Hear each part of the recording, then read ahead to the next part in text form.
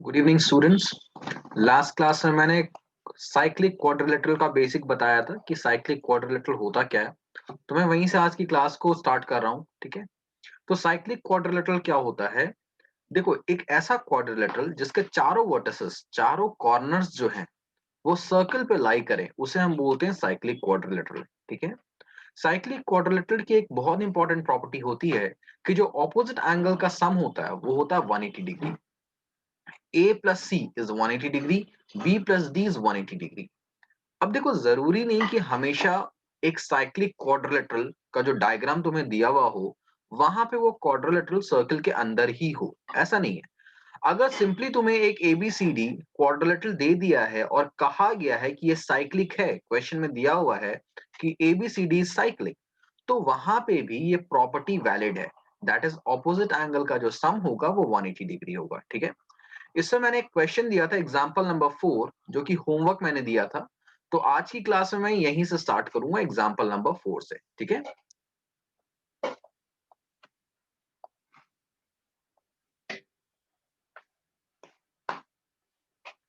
तो example number 4 में क्या है कि एक फिगर हमें दी हुई है।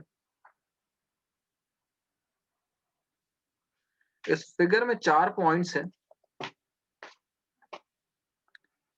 ए, बी, सी एंड डी। ठीक है, तो मैं इसको ज्वाइन कर देता हूं।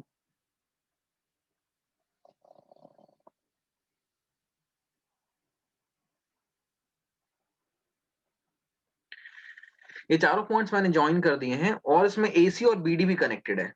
तो ये रहा, एसी को हम कनेक्ट कर देते हैं और इधर हम बीडी को कनेक्ट कर देते हैं। सो फर्दर क्या कह रहा है कि if DBC is 55 degree, DBC, DBC कौन सा एंगल है भाई? ये है। क्वेश्चन में दिया हो कि अगर ये 55 डिग्री है एंड बीएसी इज 45 डिग्री, मतलब ये एंगल बीएसी जो 45 डिग्री है, then find angle BCD. BCD मतलब ये पूरा एंगल फाइंड करने को कहा गया है। ठीक है, तो मान लेते हैं let angle BCD is equal to X.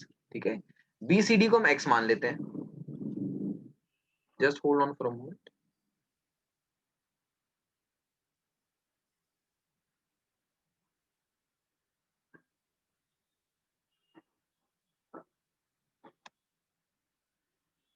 ठीक है, हम बीसीडी को एक्स मान लेते हैं। तो अब हमें बीसीडी की वैल्यू निकालनी, कैसे निकालेंगे हम? देखो, बहुत आसान सा है ये क्वेश्चन। हम क्या करते हैं, बीसी आर्क पे ध्यान देते हैं। तो तुम देखोगे बीसी आर्क पे एक एंगल बना है जो है 45 डिग्री, बीसी आर्क से बना है। ठीक है, अच्छा, इसी आर्क से एक और एंगल बन रहा है, ये एंगल। तो क्योंकि दोनों एंगल सेम आर्क पे बने हुए हैं, तो यहां पे हम रीजन दे सकते हैं कि angles on the same segment, ठीक है, angles in the same segment are equal. तो अगर ये 45 है तो ये भी 45 हो जाएगा। ठीक है, ये एंगल जो है ये भी 45 डिग्री हो जाएगा। So angle B A C is equal to angle B D C. Reason हम क्या देंगे? Angles in the same segment.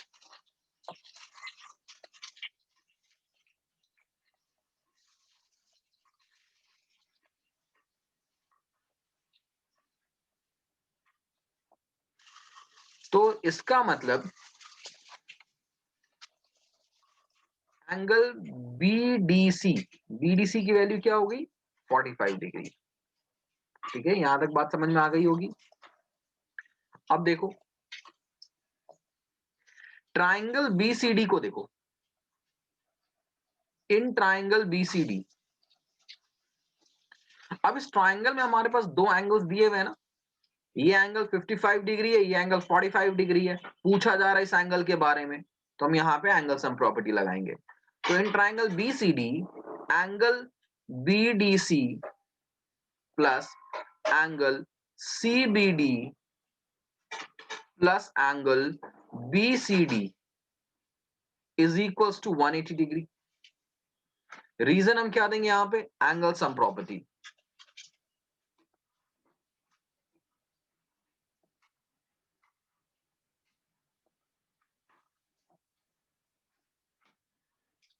तो देखो भाई एंगल बीडीसी क्या हो गया, 45 डिग्री, ये हमने ऊपर निकाला है।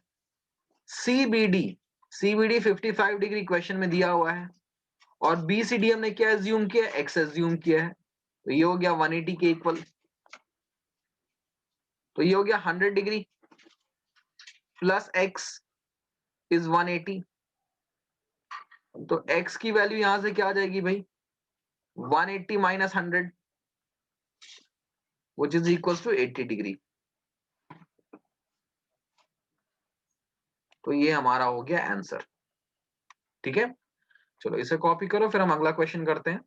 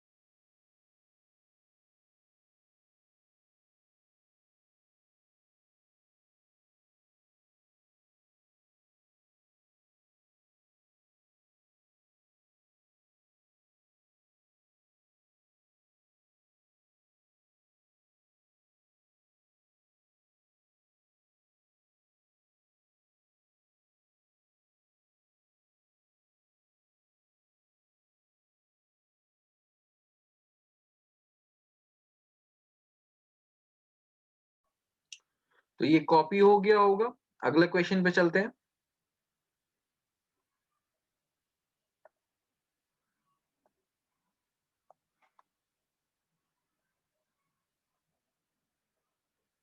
एग्जाम्पल 5। तो एग्जाम्पल 5 में क्या कह रहा है, two circles intersect at 2 points A and B. दो सर्कल्स हैं जो 2 पॉइंट पे इंटरसेक्ट करते हैं। तो एक पहला सर्कल है, ये दूसरा सर्कल है।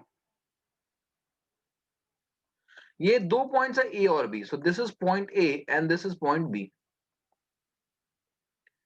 फर्दर ये कहा गया है AC and AD and AC are two diameters, are diameters to the two circle. So AC और AD डायमीटर है। तो भाई ये जो दिया हुआ है, ये दिया हुआ है D और ये दिया हुआ है C। तो डायमीटर्स हैं, ये दोनों डायमीटर्स हैं, ठीक है।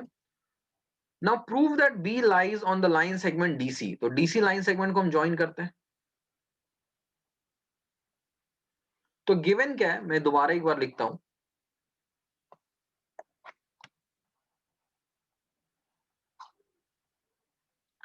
गिवन हमारे पास जो काम की चीज है वो है AD and AC are diameters, ये डायमीटर्स है।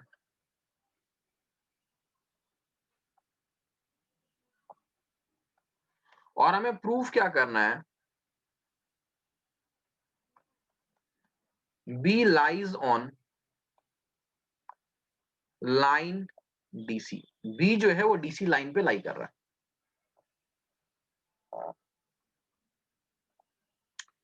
तो प्रूफ देखो, उसको हम किस तरह से प्रूफ करेंगे।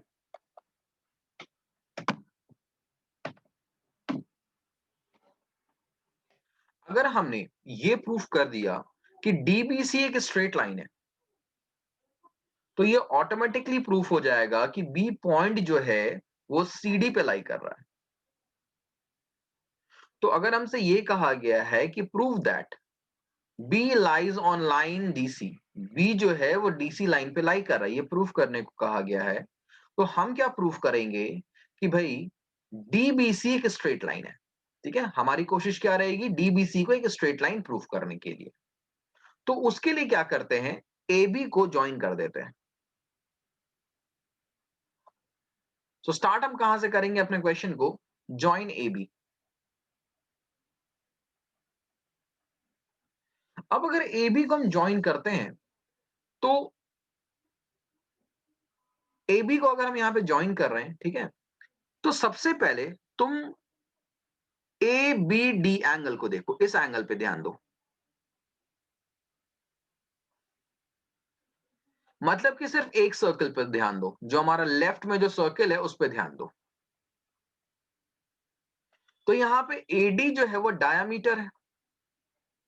एडी अगर डायामीटर है तो ये जो पार्ट है सर्कल का, this part of the circle,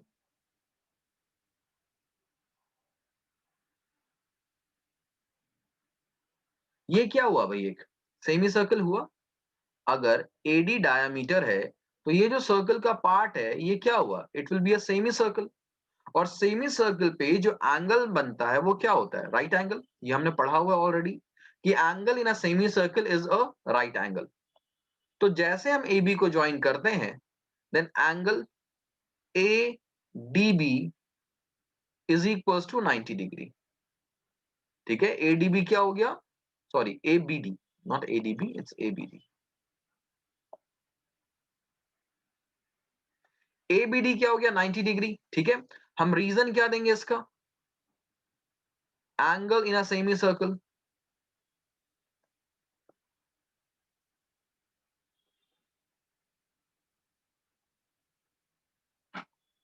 ना उसी तरीके से ये बात समझ में आ गई कि एबीडी 90 डिग्री क्यों हुआ, क्योंकि एडी जो है वो डायमीटर है। अगर एडी डायमीटर है तो ये जो मैंने येलो कलर का शेड किया है, this is a semi circle. और सेमी सर्कल में जो एंगल बनता है that angle is a 90 degree. ठीक है, तो एबीडी जो हो गया वो 90 डिग्री हो गया। अब देखो भाई, मैं राइट सर्कल की बात करता हूं, ठीक है, जो राइट में सर्कल है उसकी मैं बात करता हूं। तो एसी डायमीटर है।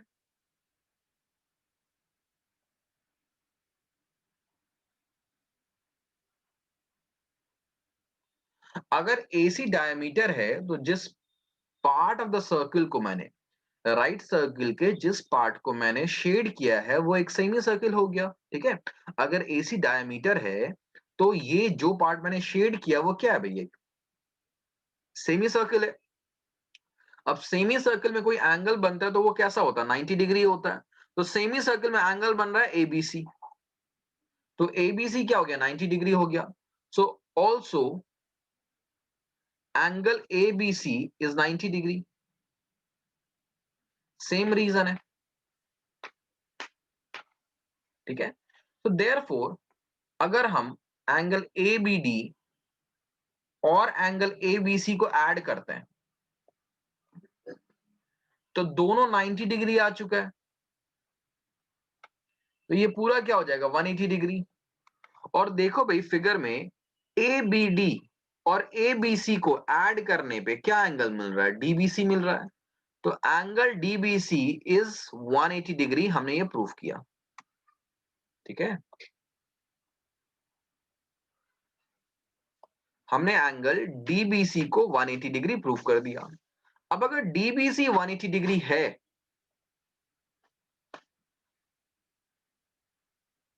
ठीक है, अगर डीबीसी हमारा 180 डिग्री, ये पूरा जो आ रहा है ये 180 डिग्री आ रहा है, तो 180 डिग्री कहां पे बनता है, 180 डिग्री सिर्फ स्ट्रेट लाइन पे बनता है। ठीक है, तो this implies that DBC is a straight line.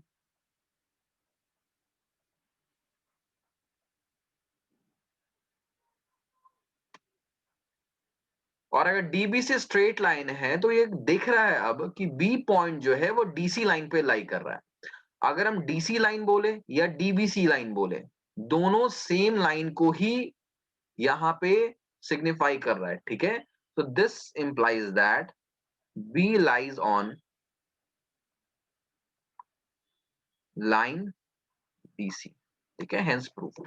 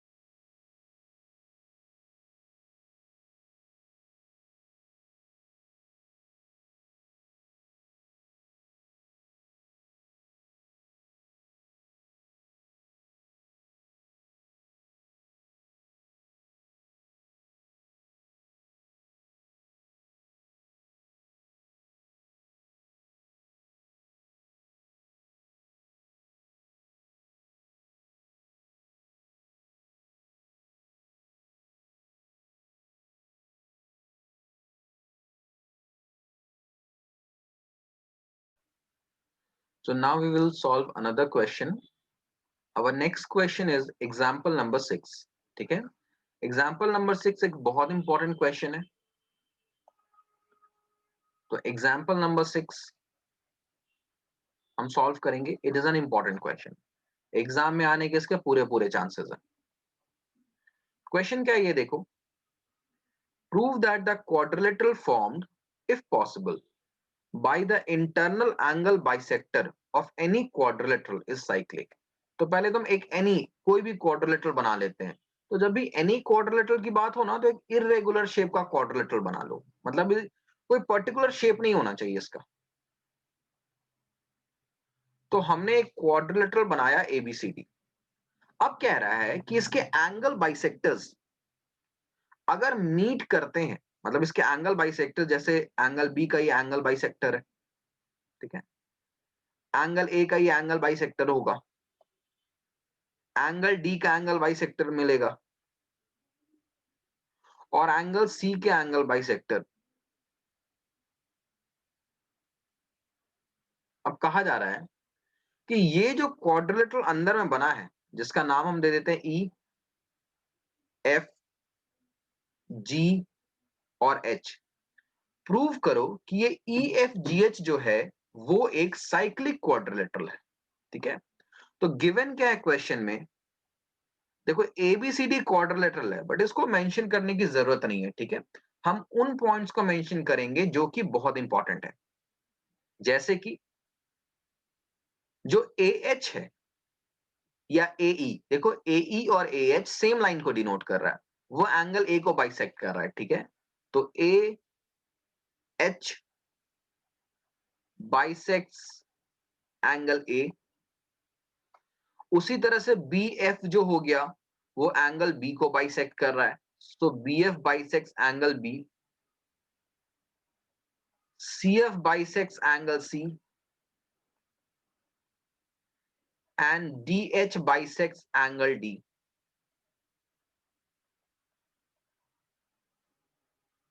ठीक है, ये हमें इंफॉर्मेशन दिया हुआ है. हमें प्रूफ क्या करना है कि E F G H is cyclic.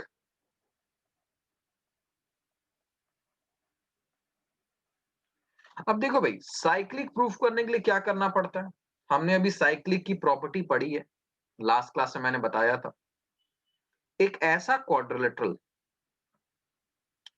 जिसके ऑपोजिट एंगल्स का सम 180 डिग्री हो उसे हम साइक्लिक कह सकते हैं. मेन डेफिनेशन तो ऐसे है कि एक ऐसा क्वाड्रिलेटरल जिसके चारों कॉर्नर्स एक सर्कल पे लाई करें उसे हम बोलते हैं साइक्लिक. बट ये प्रूव नहीं किया जा सकता. ठीक है, अगर हमें किसी क्वाड्रिलेटरल को साइक्लिक प्रूफ करने की बात कही जा रही है कि भाई इसे प्रूफ करो, तो हम यहाँ पे इस प्रॉपर्टी को इस्तेमाल करेंगे कि अगर उस क्वाड्रिलेटरल के ऑपोजिट एंगल का सम 180 डिग्री है तो वो क्वाड्रिलेटरल साइक्लिक होगा. ठीक है, इस प्रॉपर्टी से हम किसी भी क्वाड्रिलेटरल को साइक्लिक प्रूफ कर सकते हैं. तो हमें प्रूफ करना है ई एफ जी एच जो क्वाड्रिलेटरल बना है इसे साइक्लिक. मतलब कि E F G H quadrilateral में ऑपोजिट एंगल के सम को हमें 180 डिग्री प्रूफ करना होगा. अगर हम ऐसा कर लेते हैं तो हमारा E F G H quadrilateral जो होगा वो साइक्लिक हो जाएगा. ठीक है, अभी हम कैसे करेंगे ये देखो. मैं इस एंगल को एंगल 1 बोलता हूं और इस एंगल को एंगल 2 बोलता हूं. ठीक है, तो अब देखो भाई,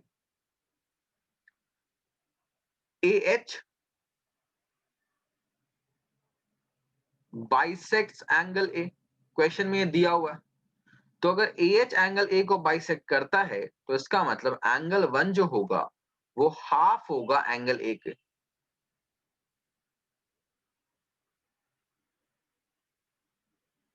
ठीक है, ये बात समझ में आई. एंगल 1 जो हो गया वो क्या हो गया, half angle A. Now B F जो है वो बाइसेक्ट करता है एंगल बी को. ये क्वेश्चन में गिवन है. तो इसका मतलब एंगल 2 जो हो गया वो हो गया हाफ एंगल बी. यहां तक बात समझ में आई. ठीक है, अब देखो भाई, मैं इस वाले एंगल को बोलता हूं 3, ठीक है। तो in triangle A E B, triangle A B सभी को दिख रहा है, ठीक है। मैं इस ट्राइंगल की बात कर रहा हूं भाई।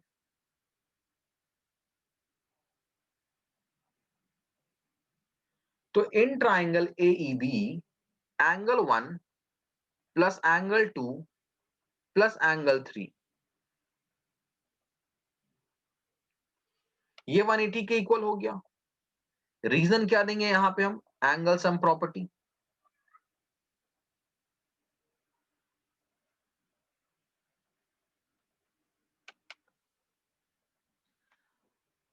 अब हमारा एंगल 1 क्या है? Half of angle A.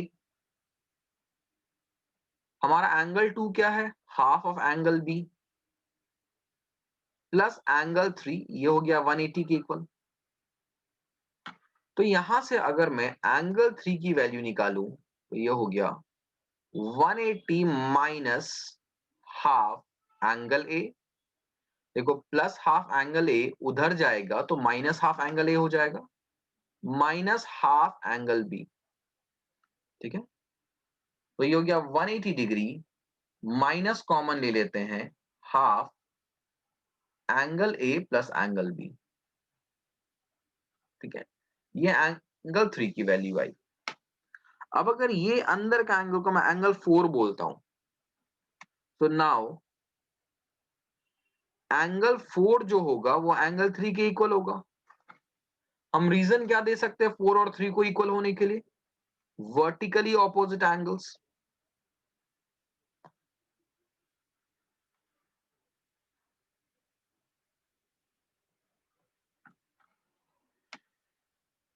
So therefore angle 4 की वैल्यू क्या आ गई? एंगल 4 हो गया 180 minus half angle A plus angle B, ठीक है। तो ये हमारे पास एंगल 4 की वैल्यू आई।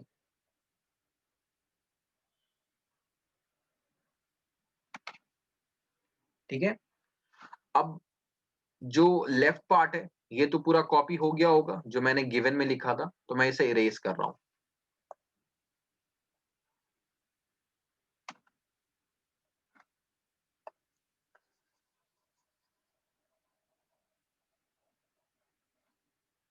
यहां तक समझ में आ गया है? एंगल 4 जो हो गया वो हो गया half, sorry 180 degree minus half angle A plus angle B. जो एंगल 3 की हमने वैल्यू निकाली थी वही एंगल 4 हो गया। ऐसा मैंने क्यों लिखा? क्योंकि एंगल 3 और एंगल 4 वर्टिकली ऑपोजिट एंगल की प्रॉपर्टी से इक्वल है। यहां तक क्लियर हो गया होगा? अब देखो भाई, यही चीज हमें करना है इस ट्राइंगल के साथ।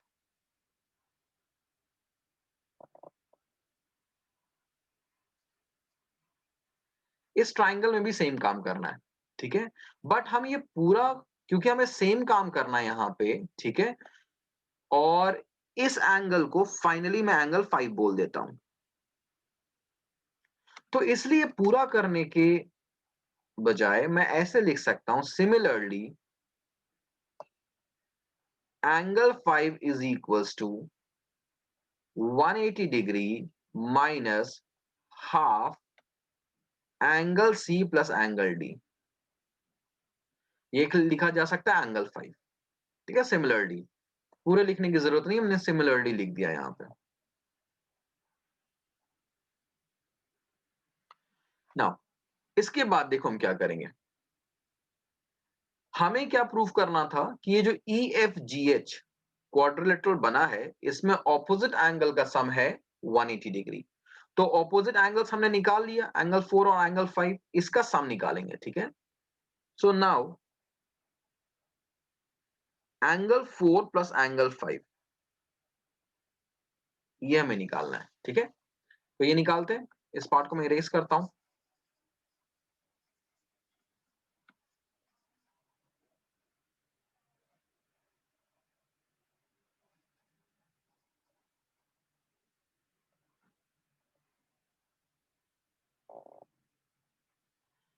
सो एंगल 4 प्लस एंगल 5 क्या होगा भाई? देखो यहां पे हम करते हैं, एंगल 4 है 180 minus half angle A plus angle B, और एंगल 5 है 180 minus half angle C plus angle D.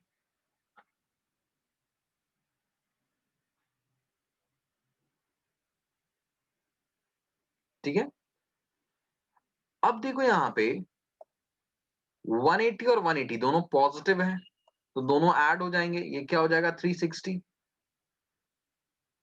ठीक है, minus half angle A plus angle B minus half angle C plus angle D, यही बचा। तो ये 360 को हम ऐसे ही रहने देते हैं, माइनस हाफ को कॉमन ले लेते हैं, तो ये बनेगा angle A plus angle B plus angle C plus angle D.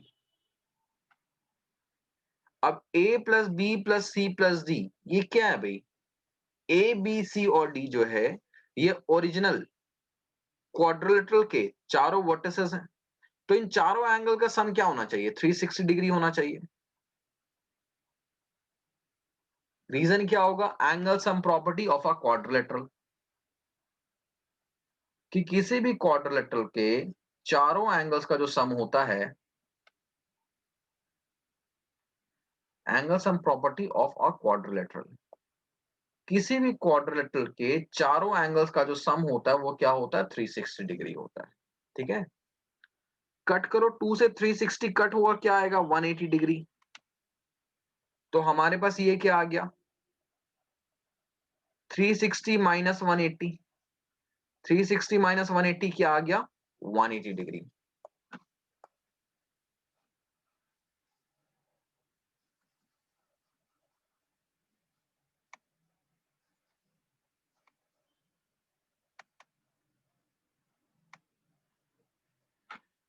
तो देयरफॉर हमने क्या प्रूफ कर दिया, एंगल 4 प्लस angle 5 is equal to 180 degree. लेकिन ये जो है, but angle 4 and angle 5 are opposite angles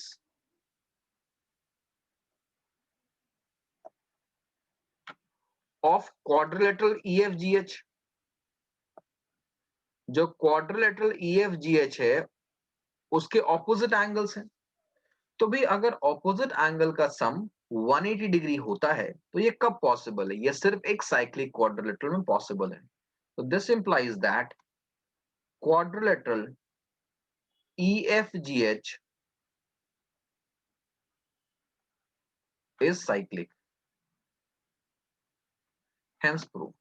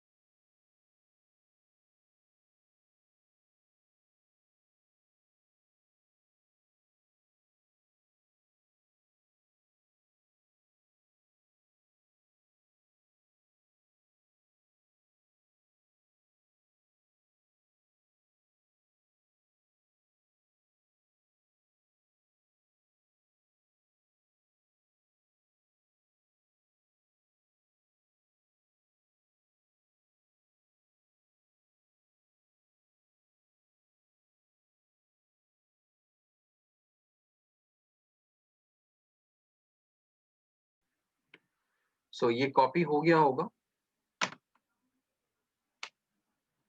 next हमारे सारे एग्जाम्पल्स कंप्लीट हो गए हैं, so we will come back to exercise now. Exercise में क्वेश्चन नंबर 5 तक मैंने ऑलरेडी सॉल्व करवा दिया था। क्वेश्चन नंबर 6 से साइक्लिक क्वाड्रिलेटरल पे बेस्ड कॉन्सेप्ट थे, तो क्वेश्चन नंबर 6 से अभी हम सॉल्व करेंगे, ठीक है। So exercise 10.5 question number 6 now.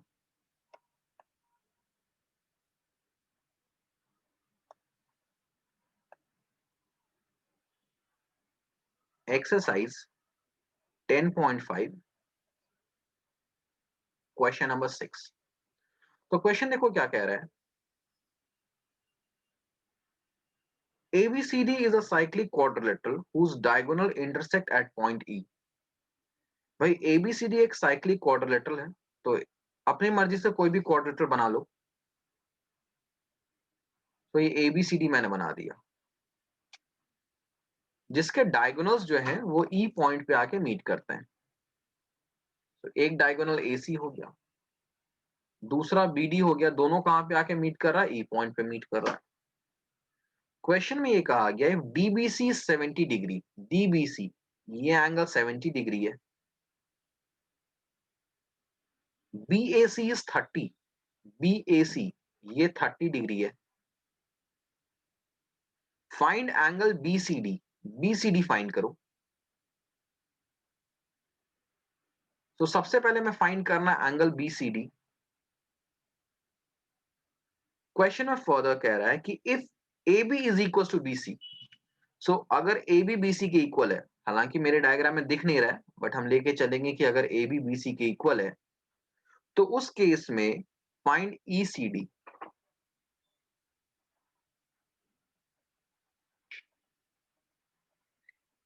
ठीक है, क्वेश्चन समझ में आ गया। गिवन क्या हमारे पास,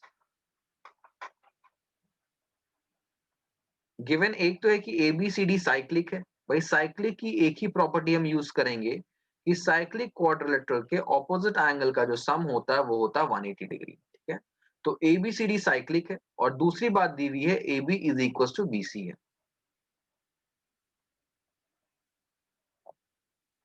तो उसका सॉल्यूशन देखते हैं कैसे होगा ये सॉल्व। भाई सबसे पहले BCD एंगल की बात की गई है। BCD एंगल हम कैसे निकाल सकते हैं? BCD का मतलब हो गया ये पूरा एंगल निकालना है। ठीक है, तो ये पूरा एंगल कैसे निकल सकता है?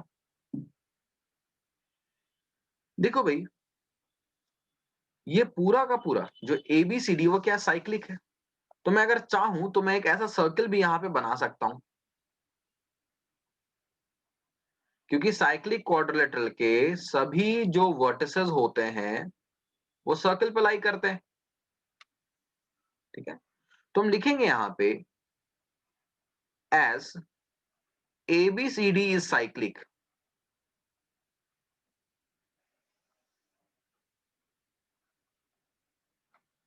देयरफॉर जो एंगल DBC होगा वही एंगल DAC हो जाएगा। Angle DBC is equal to angle DAC। मैं ऐसा क्यों कह रहा हूं भाई? इस आर्क को देखो, DC आर्क को, DC आर्क से ही DBC एंगल बना है, और DC आर्क से ही DAC एंगल बना है। तो हम यहां पे कॉन्सेप्ट लगा सकते हैं angle in the same segment are equal. ठीक है, सो दिस इंप्लाइज दैट ये भी क्या हो गया, 70 डिग्री हो गया। तो this implies that angle DAC is equal to 70 degree. अच्छा, मैं रीजन लिखना भूल गया, रीजन लिखते हैं angle in the same segment.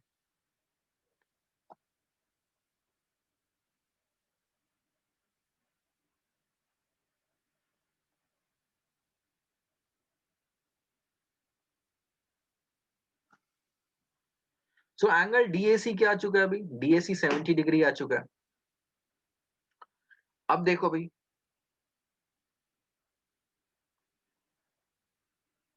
Angle DAB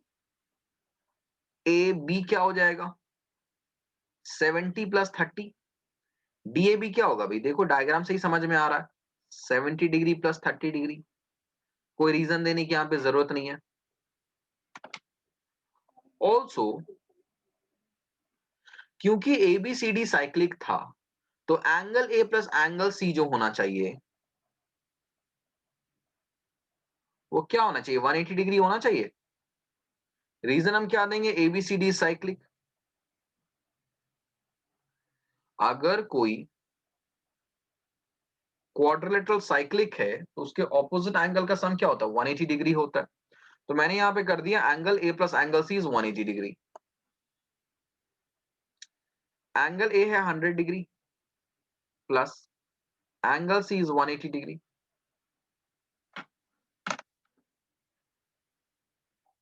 तो एंगल C क्या हो गया, 180 minus 100 that is 80 degree. Angle C ही तो BCD था, मैं सिर्फ एंगल C लिखूं या BCD लिखूं बात तो बराबर ही है, यही 80 डिग्री आ गया हमारा आंसर। तो एक आंसर तो ये आ गया हमारे पास। क्वेश्चन में फर्दर बोला है कि अगर AB और BC आपस में इक्वल हैं तो उस केस में फाइंड करो what is the value of ECD। ECD की क्या है, मतलब ये क्या होगा। अब अगर मान लो AB और BC आपस में इक्वल है, now as AB is equal to BC, ये गिवन है क्वेश्चन में।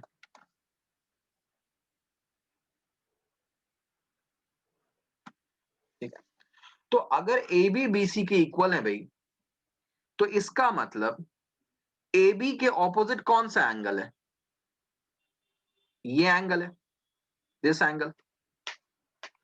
और BC के ऑपोजिट कौन सा एंगल है, ये एंगल है। दोनों एंगल इक्वल होना चाहिए। या ऐसे समझ लो कि अगर ABC ट्राइंगल में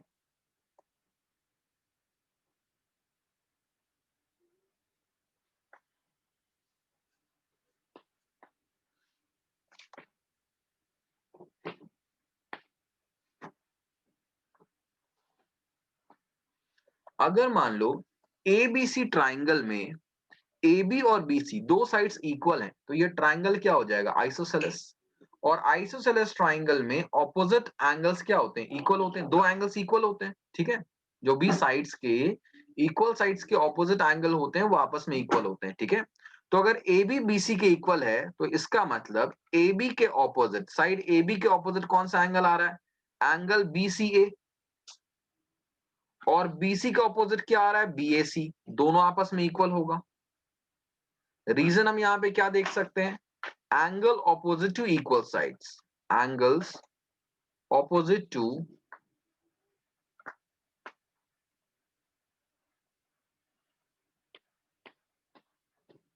इक्वल साइड्स। ठीक है, तो BCA जो हो गया वो BAC के इक्वल हो गया। तो इसका मतलब एंगल BCA कितना हो गया भाई, 30 डिग्री। क्योंकि क्वेश्चन में दिया हुआ था BAC 30 है, तो BAC 30 है, तो ये पार्ट जो हो गया ये भी हो गया 30 डिग्री। ठीक है, अब देखो BCA 30 है और पूरा एंगल जो तुमने निकाला है, पूरा एंगल क्या निकाला है, BCD 80 निकाला है। ये पूरा एंगल तुमने 80 निकाला है, समझ रहे हो। पूरा एंगल BCD 80 डिग्री है, लेकिन क्वेश्चन में अभी तुमने निकाल लिया कि BCA 30 डिग्री है। तो बचा हुआ एंगल कितना हो जाएगा, 80 में से 30 गया तो ये कितना हो जाएगा, 50 डिग्री। ठीक है, तो इसको हम इस तरह से लिख सकते हैं,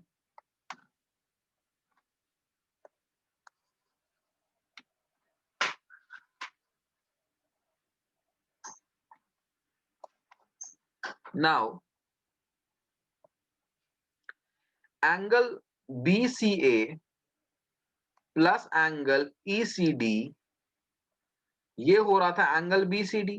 फिगर से देख के समझ में आ रहा है, BCA हमने निकाला 30 डिग्री, ECD हमें निकालना है, और BCD पहले ही निकाल लिया 80 डिग्री। तो एंगल ECD कितना हो गया भाई, एंगल ECD हो गया 80 minus 30 that is equal to 50 degree. तो angle ECD is equal to 50 degree.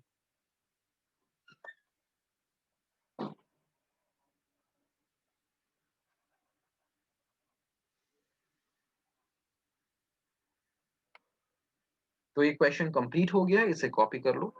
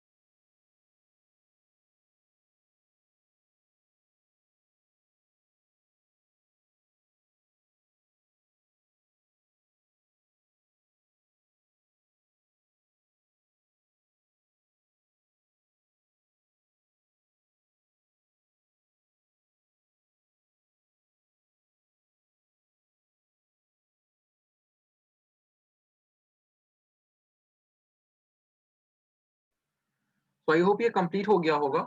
Next question में चलते हैं।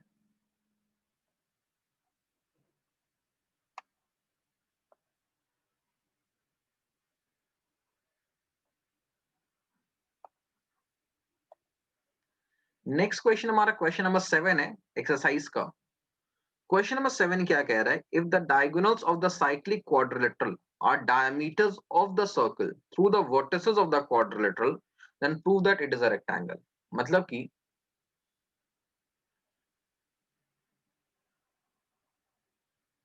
एक इसमें हम क्वाड्रिलेटरल बना देते हैं। अब देखो क्योंकि रेक्टेंगल प्रूफ करना है ना, तो हम रेक्टेंगल के शेप में ही बना लेते हैं, तो इससे क्या होगा, हमारे लिए थोड़ा आसान हो जाएगा ये चीज। तो ए बी सी डी एक क्वाड्रिलेटरल है जो साइक्लिक है, तो इसके चारों वर्टिसेस जो है वो सर्किल पे लाई कर रहे हैं। नाउ ओ जो है सपोज सेंटर है इस सर्किल का। क्वेश्चन में ये कह रहा है कि जो साइक्लिक क्वाड्रिलेटरल के डायगोनल्स हैं, तो एक तो डायगोनल एसी हो गया, वो सर्कल का डायमीटर भी है। ठीक है, जो साइक्लिक क्वाड्रिलेटरल का डायगोनल है, मतलब जो डायगोनल एसी है, वो इस पूरे सर्कल का डायमीटर भी है। तो इसका ये मतलब हुआ कि ये जो डायगोनल है it is passing through the centre, इसका यही मतलब हुआ। ठीक है, सिमिलरली जो दूसरा डायगोनल है, जो इस क्वाड्रिलेटरल का दूसरा डायगोनल है, it is also a diameter, तो मतलब it will also pass through the centre. तो हमारे पास गिवन के इस क्वेश्चन में पहली बात ये दी हुई है कि एबीसीडी इज साइक्लिक, और दूसरा क्या दिया हुआ है, BD and AC are diameters. ऐसे लिख सकते हो, diagonal BD and AC are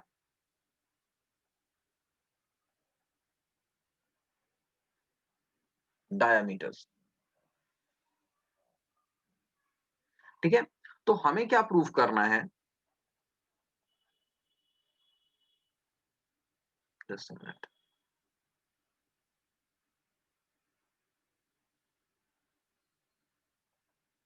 ठीक है, हमें क्या प्रूफ करना है कि एबीसीडी इज अ रेक्टेंगल। देखो जब मैं क्वाड्रिलेटरल चैप्टर पढ़ा रहा था तो वहां पे मैंने बताया था कि किसी भी क्वाड्रिलेटरल को रेक्टेंगल प्रूफ करने के दो तरीके होते हैं। पहला तरीका ये होता है कि उसके चारों एंगल्स को तुम 90 डिग्री प्रूफ कर दो। अगर तुम किसी भी क्वाड्रिलेटरल के चारों एंगल्स को 90 डिग्री प्रूफ कर दोगे तो वो एक रेक्टेंगल कहलाएगा। ठीक है, दूसरा तरीका ये होता है कि पहले उस क्वाड्रिलेटरल को एक पैरेललोग्राम प्रूफ करो और उसके बाद किसी एक एंगल को 90 डिग्री प्रूफ कर दो। इन दोनों तरीके से किसी भी क्वाड्रिलेटरल को हम एक रेक्टेंगल प्रूफ कर सकते हैं। हम यहाँ पे जो तरीका यूज करेंगे वो फर्स्ट वे यूज करेंगे।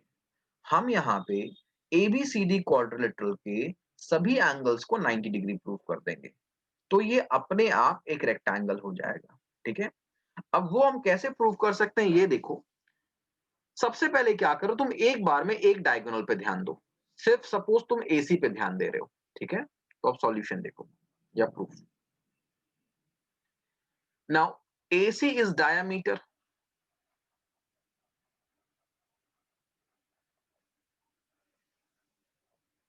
अगर एसी डायमीटर हो गया भाई, तो ये दो सेमी सर्कल्स हो गए ना, एक को मैं शेड कर दे रहा हूं, एक अनशेडेड रहेगा। ये क्या हो गया, एक सेमी सर्कल हो गया। तो अगर एसी डायमीटर है तो this is a semi circle. और आज भी हमने एक क्वेश्चन किया जिसमें हमने डिस्कस किया कि सेमी सर्कल में जब कोई एंगल बनता है तो वो क्या होता है, 90 डिग्री। तो ये एंगल क्या हो गया, 90 डिग्री हो गया। ठीक है, सिमिलरली जो अगर अनशेडेड पार्ट को देखोगे तो वो भी तो एक सेमी सर्कल है, तो उसमें जो एंगल बन रहा है वो भी 90 डिग्री हो जाएगा।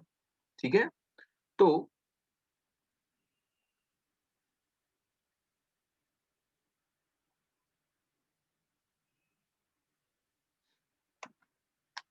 हम चाहें तो दोनों बार सेम प्रॉपर्टी लगा सकते हैं या साइक्लिक क्वाड्रिलेटरल की भी प्रॉपर्टी लगा सकते हैं। ठीक है, दोनों से हमारा काम हो जाएगा। अब देखो यहाँ पे, अब AC अगर डायमीटर है तो angle ABC is equal to 90 degree and angle ADC is equal to 90 degree. Reason हम क्या देंगे भाई, angles in a semi circle.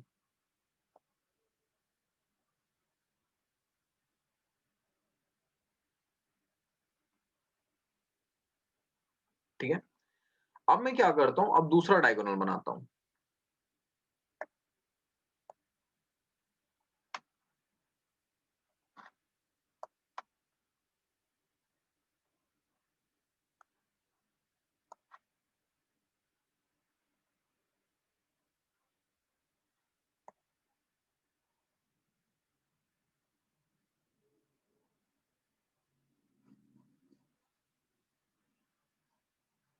अब देखो, also BD is a diameter,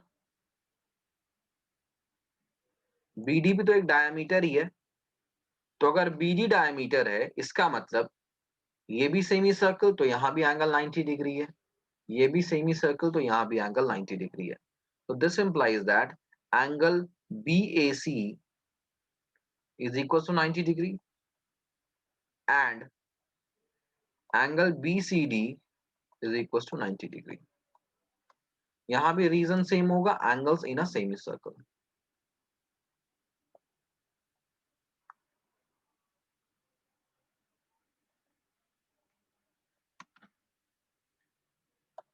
So thus ABCD is a quadrilateral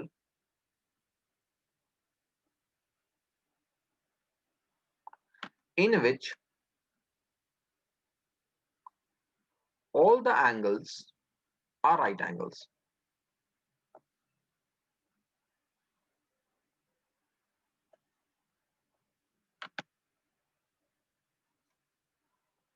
This implies that ABCD is a rectangle.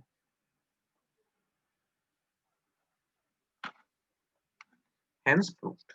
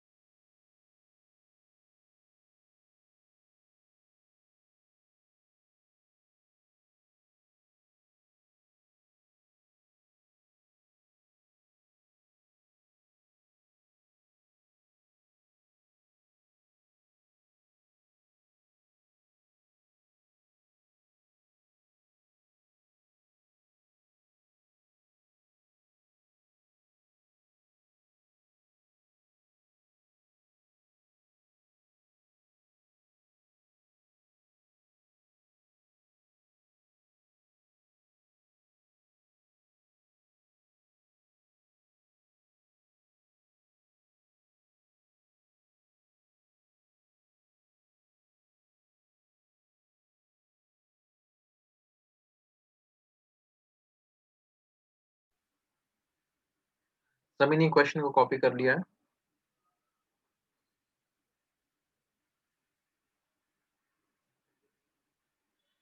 ठीक है, हमारा जो क्वेश्चन रिमेनिंग बच गया, क्वेश्चन नंबर 8, 9 एंड 10, 11, ठीक है, इनको हम नेक्स्ट क्लास में करेंगे। So try at home question number 8, try this question at home,